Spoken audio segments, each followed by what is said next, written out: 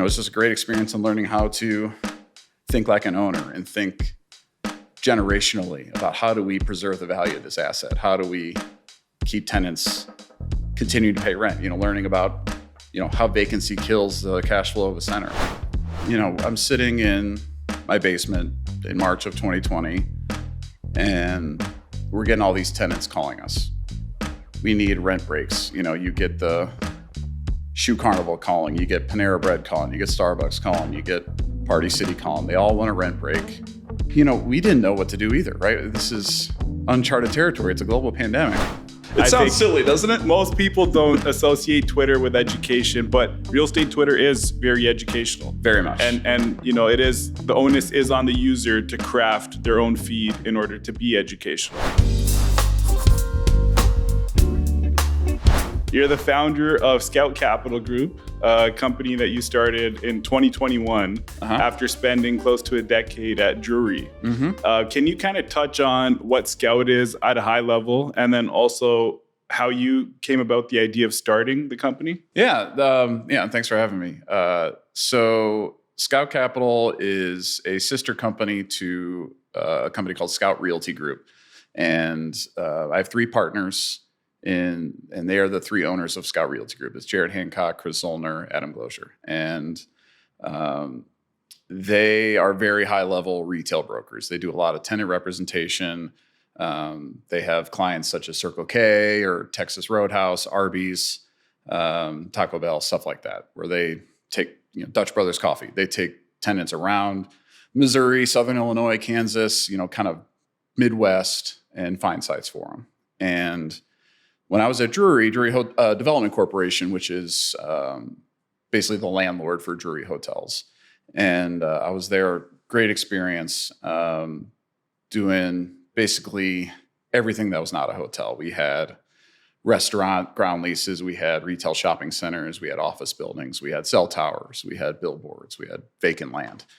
And so during COVID, when the hotel business obviously took a hit because people weren't staying in hotels during March of 2020.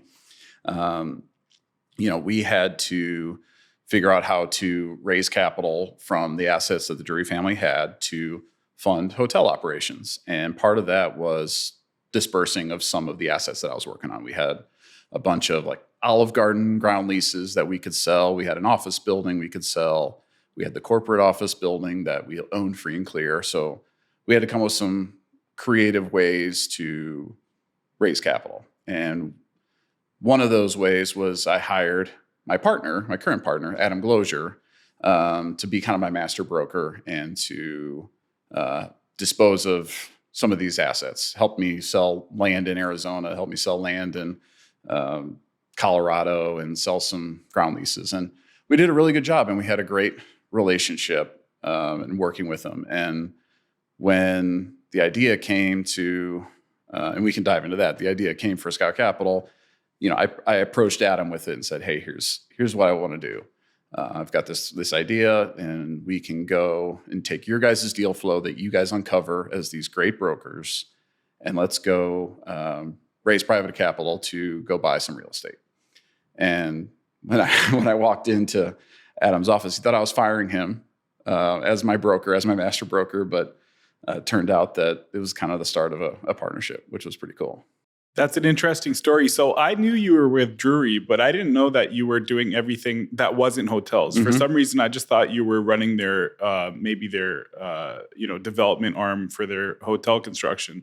So what were some of the responsibilities you had there in terms of the areas that just started and ended with you? Sure. Well, the family it's an all family owned company. So they have 150 hotels and all family owned. And part of that was out of developing hotels, you get extra stuff. You get extra land. You buy a little bit bigger of a parcel than you need for a hotel. And what they did a long time ago, which is really smart, is they used to be in the restaurant business. It used to be you have a restaurant in the first floor of a hotel, and it's kind of like a full service. You get room service, all that stuff. And they dove into the limited service segment where they took that full service restaurant out of their four walls and then add that in the parking lot. Like as you picture out here, like the Bob Evans. That's an older Drury product, but Bob Evans is a big user in front of Drury's for a long time, certainly in the 80s. And so they got out of the restaurant business, and so you kind of focus on what you do best, which is operating limited service hotels and getting those amenities outside the hotel and into the ground lease. You kind of take that risk off of your company's plate. And my job was to take new developments and find those users outside the hotels. So like Bonefish Grill in Brentwood, as an example, we did a Firebirds in Carmel, Indiana. So I had like the whole country, everywhere we had a Drury. My job was kind of that out parcel stuff. But they also owned office buildings. As kind of time goes on, you buy an office building for your own use, or maybe it's a good investment next to a hotel. They also had retail shopping centers that they developed in Cape Girardeau. We also developed one in Nashville, Tennessee. My job was to kind of manage that. I mean, I was like the only person in the whole company that didn't touch a hotel. I was like the black sheep what does Tom do again? Tom's in retail? Like, what is that? We're all hotel people. And so it was a really fun place to be. And I learned a lot. And it was basically reported directly to Tim Drury. My boss is one of the family members, president of the company. And my job was just to keep the cash flow coming in, keep making sure that tenants were paying on time, that we had a lot of mom and pop tenants, especially in the strip centers. And it's just a great experience in learning how to think like an owner and think generationally about how do we preserve the value of this asset? How do we keep tenants continue to pay rent? Learning about, how vacancy kills the cash flow of a center, and tenant improvement allowances, and how you need to think about amortizing that kind of stuff, and negotiating with brokers. And so I just had a huge stable of, probably 250, 300 tenants that I was responsible for, renegotiating with and working things out, especially if you had like a mom and pop where we didn't make our rent payment this month, dog ate my homework kind of stuff, I'm sure you deal with that on the apartment side. And so you have to empathize with people a little bit and figure out you don't want to just take the hard line of like, you're in default, we're kicking you out, let's work this out, or what's going on in your life? Like, how do we move this forward such that you get to stay in here and operate the business that's feeding your family, but I got a job to do. I got to put money in the company bank so we can go build more hotels. So it's kind of that balance and learning how to deal with people that way. Your retail focus makes so much more sense to me now. I should have asked you. I don't know why I never did, but I just assumed you were working in hospitality one way or another. So that retail experience, I know barely anything about hotels. The retail experience you had with Drury, along with just your prior experience as well, was kind of what led to Scout. But was there a single catalyst that maybe made you make the jump at a time when really the world was uncertain? 2021 wasn't the easiest time to jump into entrepreneurship. That infamous meeting with Adam where he thought I was going to fire him. The prelude to that was, I'm sitting in my basement in March of 2020, and we're getting all these tenants calling us. We need rent breaks. You get the Shoe Carnival calling, you get Panera Bread calling, you get Starbucks calling, you get Party City calling. They all want a rent break. And, we didn't know what to do either, right? This is uncharted territory. It's a global pandemic. And we just went from, 70%, 75% hotel occupancy down to 10 overnight. And we were trying to figure it out on the fly. How do you work through this? And it was a great learning experience. And again, the blocking and tackling of workouts, and you get some tenants that are going bankrupt, and you get some tenants that are maybe full of it, like a Starbucks with their drive-through was doing fine. Like, they didn't need a rent break, and we could sniff that out. But so where I'm going with that is, it's a stressful time. We're trying to figure out how to raise this money. I'm hiring Adam to do the brokerage for us, and I'm cutting my grass, listening to podcasts, like this one. And the one that I really latched onto was the Forward podcast. And not to advertise someone else's podcast on your podcast. But, Chris Powers is someone I discovered through real estate Twitter, and that's how we met, right? And his podcast, he gave a lot of information about how he built his company and how they thought about the world and how they raised capital. And one of the things that they did really well and still do is real estate syndication. You asked me in 2019, what's real estate syndication? I didn't know, right? I had to learn it in 2020, listening to podcasts and getting smart about it. And that model just made so much sense to me of the Fort Capital, Chris's company. They are the experts in their market segment. They are Class B industrial people, and people invest with them, and they use their money, pay a return, and they collect a fee, and they get a split of the profits. And like that all just made a ton of sense to me. So I took that idea and presented it to my boss, to Tim Drury. I was like, this is actually a great way to raise capital. And we had our corporate office building, and we syndicated out the equity. We raised some capital. We put some debt on it. They owned it free and clear. And that was one of the probably the bigger deals we had in putting capital back into the company to keep operations going, was that syndication. And I just got the bug. Like I loved, talking to the investors. I loved, figuring out the waterfall. I loved talking with the attorneys on, what the structure is and this 40-page PPM that we had to put together. And, I just had to do it. I had to try and do this myself. I just fell in love with the model and eventually brought it to Adam. I was like, is this something you guys want to do? And he talked about it with Chris and Jared for about a day. And they called me back the next day and said, quit your job. We need to start this. And that was Labor Day of 2021. So it's been just over 2 years.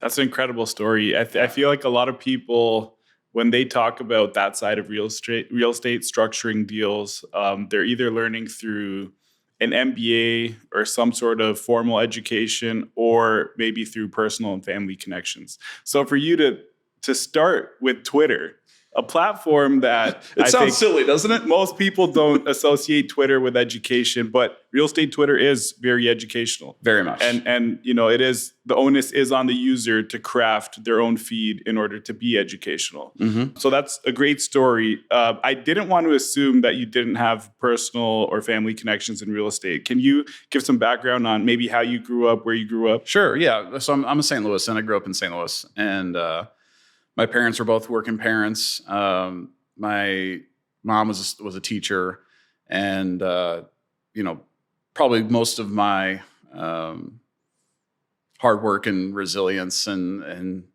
competitiveness comes from her. She was is a really good athlete, and drive me all to the soccer practices and all that kind of stuff. My dad worked a lot. He worked for the family business, which was started by my grandpa right after World War II. It was a plumbing supply business, still exists today. My uncle owns it. It's called Milford Plumbing Supply. And my dad was always trying to drive his business forward. He was president for 25, 30 years, left to start his own cabinet company. Well, first he created a cabinet company inside Milford, took that out and sold to his family and said, I want to do this on my own. Did great with it. And he, as part of that cabinet company, was doing a lot of work for a general contractor. And him and his general contractor friend decided to start another independent general contracting company, because my dad always wanted to move up the food chain. It's something I can just remember him saying that to me probably in high school, right? I just, being the plumbing supplies, you rely on the plumber, and the plumber relies on the contractor, and the contractor relies on the owner or the developer, and the developer might rely on an owner or something like that. So, that image of reliance on where you are in the food chain really stuck with me. I think has driven me probably to this day of aspiring to be at the next higher level. And that's why I started as a general contractor out of college, working for a company that did general contracting and development.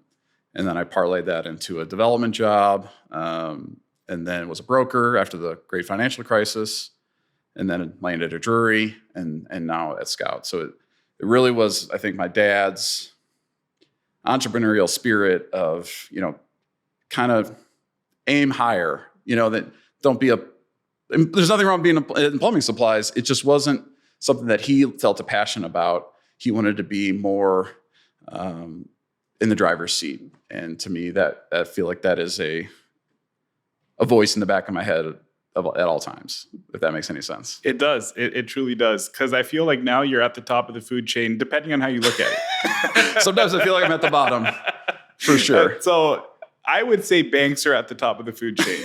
but we'll get into this in a bit. You guys aren't looking to borrow much debt from banks for your deals anyways, correct? That is the thesis, yes. So then you're at the top of the food chain. You made your dad proud. My dad is proud of me, and I owe a lot to both my parents for, I mean, you know, I believe in this strongly that I just am the luckiest person. You know, I've been blessed with a great family that gave me a great opportunity. And, you know, I try to, you know, entrepreneurs definitely make it on their own for the most part, but they're standing on the shoulders of everyone that came before them, right? And the opportunities, the education I got, you know, it's definitely been a game changer for sure.